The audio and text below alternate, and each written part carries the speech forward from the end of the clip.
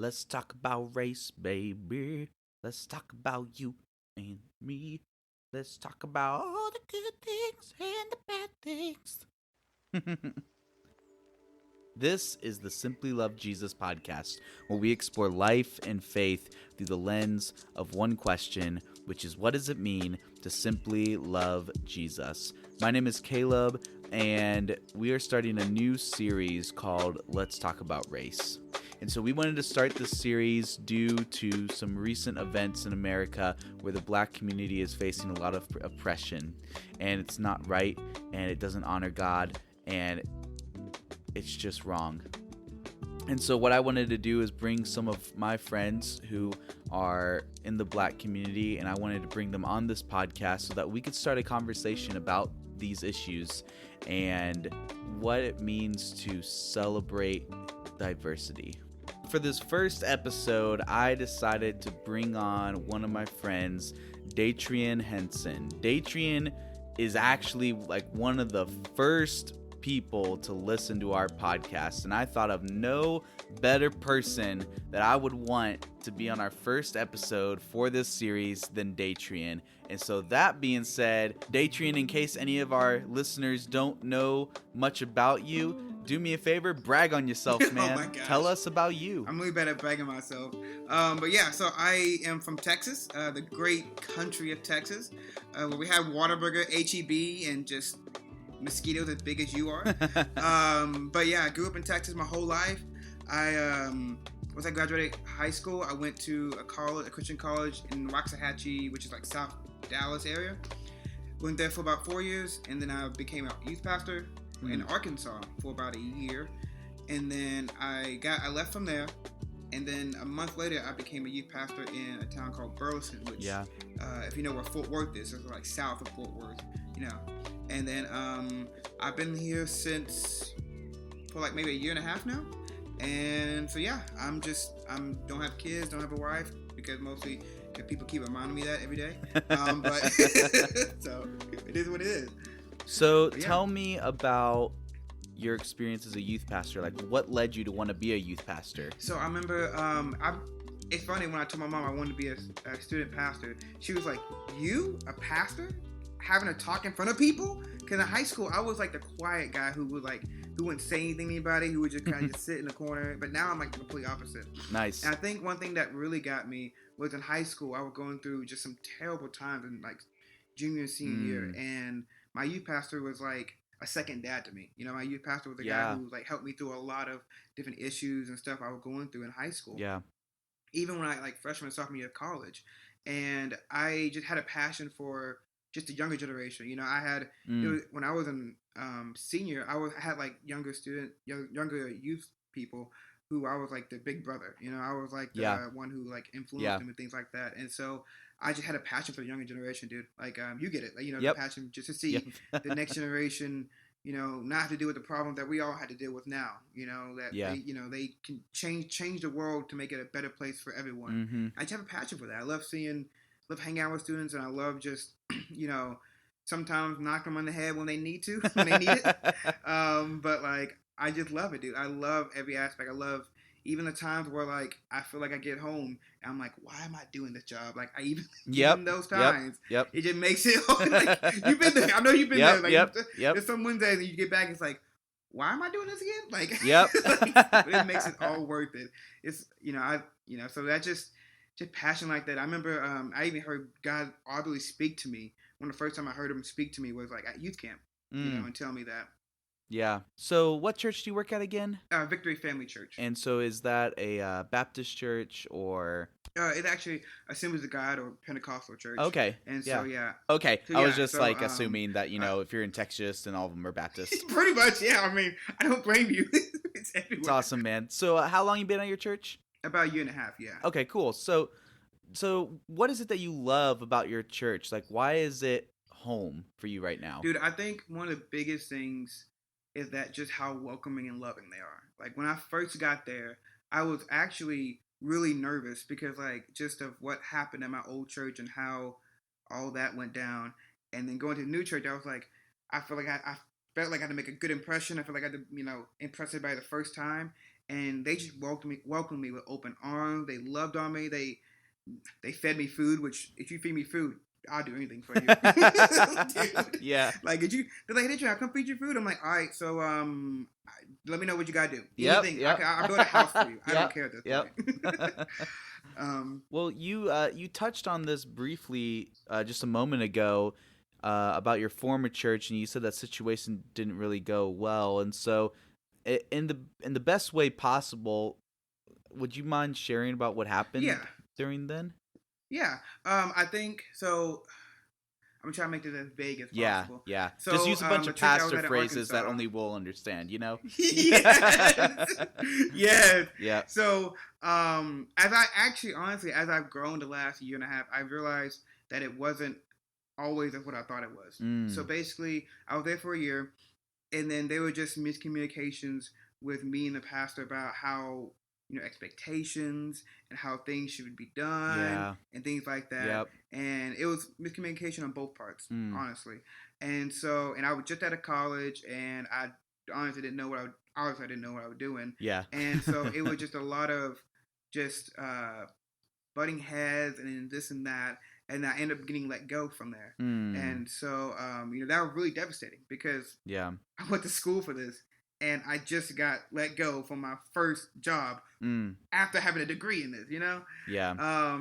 And so that was terrifying. That was like heartbreaking and things like that. And I almost didn't go back into youth ministry. I had a couple of mentors of mine who like literally told me like, Daytrian, that would be the worst decision you make if not going back into ministry. And I'm happy they did. Like, I'm happy that I called them and they talked me through it, because I don't know where I would be, but like, I would not be as happy as I am now, especially with the church I am at, the students I have now. Like, I love them. I love my church. And this is definitely what God called me to be. But I know that, like, like I said, as I've grown more the last year, I noticed that the things that happened, it's not always the pastor's fault. It was kind of my fault too. I didn't take responsibility for some things. But overall, that's pretty much kind of what happened there. Yeah. Well, dude, I'm so glad that you didn't give up, man. I mean, you're smart. You're super chill, and I can definitely tell that rubs off on your students. Pretty much. Well, thank you again for sharing part of your story. I just think it's great for our listeners just to hear your voice and get to know you a little bit.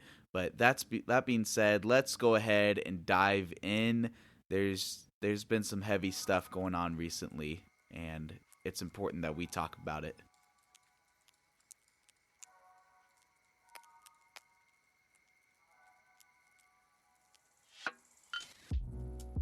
So let's see, when did this all take place? Boom. All right. So May 25th, George Floyd was murdered by police officers. I intentionally don't watch the news. I intentionally don't stay off of media. I intentionally stay uninformed except for my friends and family. And that's just because that's just the way I like it. I get too opinionated. I get too caught up in stuff, and my life is happier when I'm not.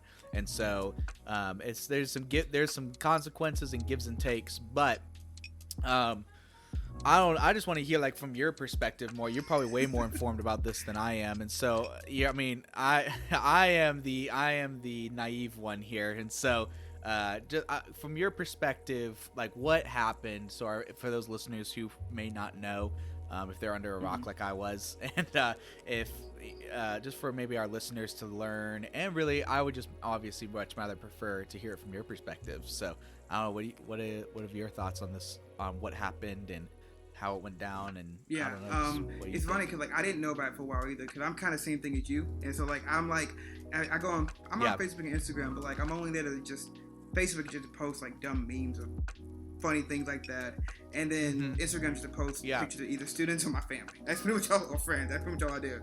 And so it's funny because a couple weeks ago I actually saw a video, and it was actually heartbreaking. I watched a video of the cop holding his knee against George's neck. And and so it was actually a video, and like he was saying he couldn't breathe, and then he just passes out, and then nothing happened. And I don't think I even finished the video because it was so tough for me to watch. I think for me it was tough because of just different things I've seen over different videos of like things like that happening, but even things in my own life that I've seen Yeah. that it's just like it brought it it brought it to the surface more for me, if that makes sense. Because it's something Yeah. I never Yeah. experienced anything like that, but I experienced, you know, judgment because of the color of my skin, you know, and it happens. And so, Yeah. you know, for me, honestly, I always feel with rage, I feel with anger, and like I was just sad, and it was just like I didn't know. Honestly, for like the next couple of days, I didn't know how to feel because it was like, is this still happening? Is this still a thing? Like, wow, like why is this still a thing? Yeah. Why is this still happening? Why is it still going, kind of thing, you know? So, Absolutely. Well, I mean, and what experience in your life seeing this? What experience in your life did it like bring you back to? What did it remind you of? it reminded me of actually not something that happened to me, but happened to one of my family members. One time they were driving a Corvette, and they owned it because we owned it, and a police officer pulled him over and pulled a gun on him and told him to get out because they thought that he didn't, like, oh, that's too nice of a car for you to have, kind of thing. And there was back in, Oh wow. and the area I grew up in is not necessarily the most welcoming to everyone. That whole area is not the most welcoming to everyone. And so that just, and I think I was still in college at the time. I think I was already in college, and you know, he was in high school. But that like really opened my eyes, and honestly, it made me think back to all the little, just not really things like that happening to me, but just the slight little words or slight little things that people said to me that they didn't think was a big deal, but to me it was like, wow, that really hurt. Like that, you know, I'm the type of person who just like, oh yeah, just kind of laugh it off and like walk off, but it's like that actually kind of hurt, you know, kind of things. Yeah. You know, there was times where a lady, I think I was probably a senior in high school. I went to go to a barber to get a haircut. I got out my car. I parked, got out of my car. This lady, she walked by, and I almost ran into her. Like, oh, I'm so sorry. And she's like, what did she say? She called me the N word, and then she said, get out my way, and then went to her car and drove off. And I was like, okay, I didn't. Now, and my always my first reaction is like, maybe I said something wrong. Maybe I looked at her funny or something. But then I thought, even if I did look at her funny, I still wouldn't give it a reason to say that, you know. And so I just like, what was that? Like, what? There was no reason for that, you know, things like that. And it just and that's what happened to me a lot, but it has happened to me. And I have friends, I have family members who are happened. And stuff like that have happened to them, and that kind of what brought up all those memories, all the stories, all that, all at once, all the things I've seen on Facebook and like videos and like other things that happened in the past 10 years. It brought all of back up, and it just, you know, it just kind of just brought all the emotions as well. Yeah. Yeah. Man, it's what do you think drives a person to have a mindset of prejudice? I think one thing that drives someone to that is they were just grew up in that, and they were taught that. You know, nobody's born racist. Nobody's born prejudiced against another race. It's always taught. So you feel like it's more inherited? Yeah, which is no excuse, but it's like, yeah, it's more inherited for sure. Like, you know, they probably grew up in that type of environment, and that's all they know, and things like that. Which is still, they still gotta be accountable for their actions, but you know, that's all they know. That's all they grew up in. So that's all they know how to do, and they just grew up thinking that they're better at than someone else because of the color of their skin, or because they're how much money they have, or whatever it is, kind of thing. Yeah. Yep. I think there's so many little it's small things, I think, in someone's life that affects them to have the kind of mindset where they would want to degrade someone simply because of what they look like. I think it's the small things.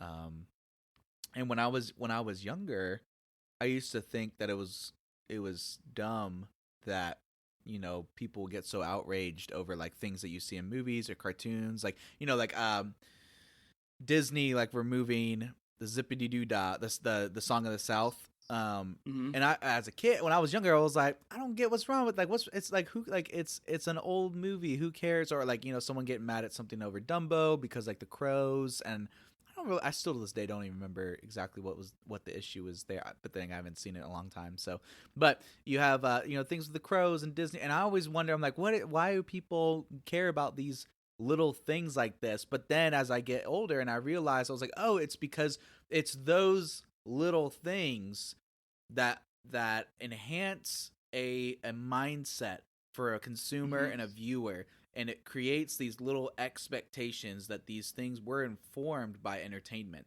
um and so I've always wondered, um if it's just mainly that it's the little things, except for maybe those who are much older and have lived in a time where Yeah. they're raised in that. I just more wonder for now and these days, like for my generation, Mm-hmm. less. I I think, think yeah, I think older sorry. generation, sorry, I think older generation, it's inherited. And I think for a younger generation, it's taught through it's subtle taught it's taught subtly through media and through entertainment and through stuff like that. That's what I would. I think Yeah. I really agree with that because one thing that I get even now, I've been at college for a couple of years now. Even now, I still get is the phrase, "Oh, Daytrian, you're black, but you don't act black." Mm. And then it's the phrase like, I don't know if you got this, but it's like, you don't act black, and it's like, what do you mean? It's like, oh, you don't act, and they try to finish like, well, you don't act like the black people that I seen in this movie Yeah. or seen in this character, and it's like because I'm using grammar, because I don't sag my pants or whatever it is, Yeah. that I'm not black because I don't act black or whatever that means. And that's been I can't, if I had a dollar, if I had a nickel for every time I got told that, I would be the richest man alive right now. Like that's like, and I at first I used to get like super mad because I was kind of racist, but then I'll be like, okay, you know what? Let's have a conversation. And I realize most people don't realize what they're saying when they say Yeah. that. They just say that because that's what they think, and then they're like, oh, Well, and you yeah, gotta I explain would. to them. Yeah, I would imagine. Like, I think the first thing I think of when someone says that, like, just being like transparent, the first thing I think of is someone stereotyping someone living in an urban setting where they're acting in a way that makes them uneasy, whether they're about to, like, someone who may be a criminal or whatever. But even that is that stereotype. I was actually just thinking about this today. I don't know if it's wrong. Maybe I am wrong in saying this. I don't know if it's wrong to feel uneasy about someone whose personality or dresses in a way that can connotate themselves towards what you see a lot of, like, kind of criminals wear. It is wrong when you assume and associate and attach that to a color. Mm. That's but I've been going back and forth on this because maybe you can change my mind on it. But I was just like, because I was going back and forth because I think part of the black community, the culture invested in that is the I don't even know the word is, but there is a culture, there is a way of speaking, there is a dialect, there's a whole other culture and something to be celebrated in that. And there's that I don't know, there's so much that goes into it. I keep going back and forth. I was thinking about it today and racking my brain around it. So I don't even know. This is me rambling at that point, but That's good. It's good though.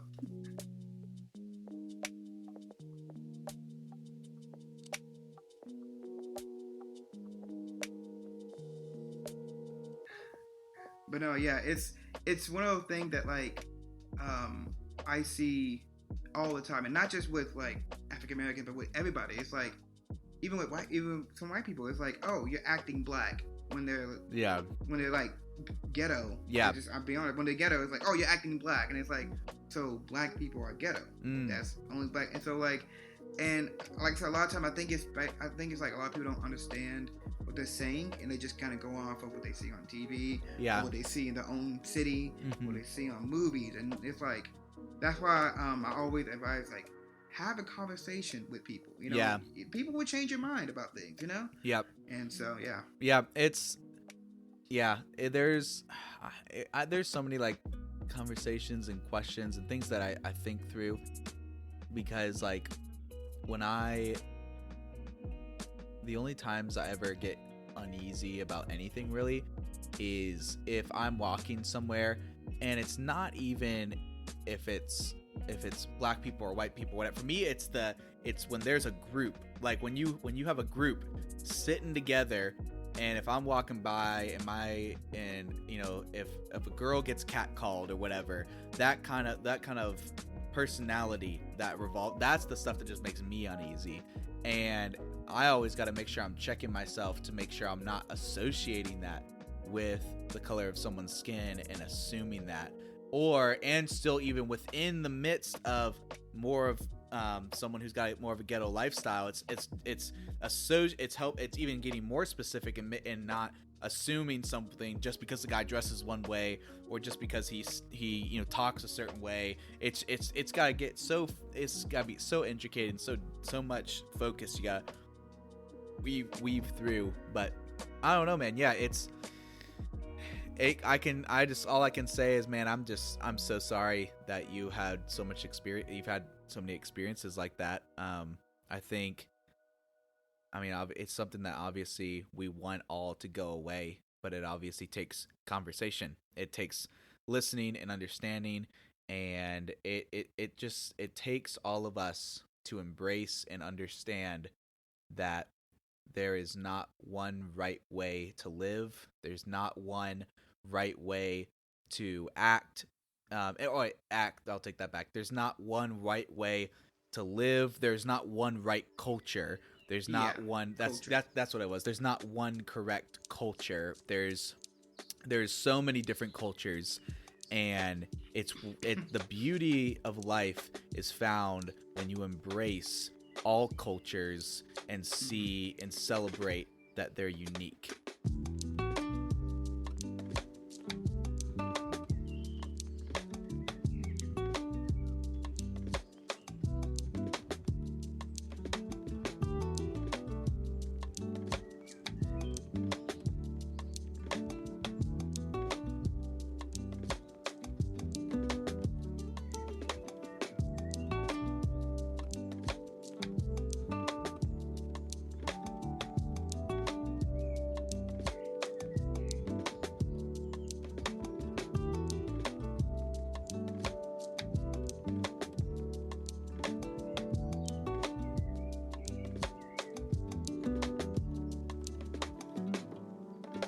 Hey listeners, I just want to take a moment to promote Chill Hop Music. They allow us to use their music in all of our podcasts, and all they ask is that we just give them a shout out. And so you're listening to it, they're creating these good little beats for us. And so you can discover them on Spotify or YouTube. I listen to them on Spotify whenever I'm studying or doing whatever. But again, thank you to Chill Hop. The album that we're using this entire series is an album they just dropped, which is their Chill Hop Essentials Summer 2020 album. It's super good, and you can find it on Spotify or YouTube, or just look up their website at chillhopmusic.com. So thank you again, Chill Hop, and we'll see you next week.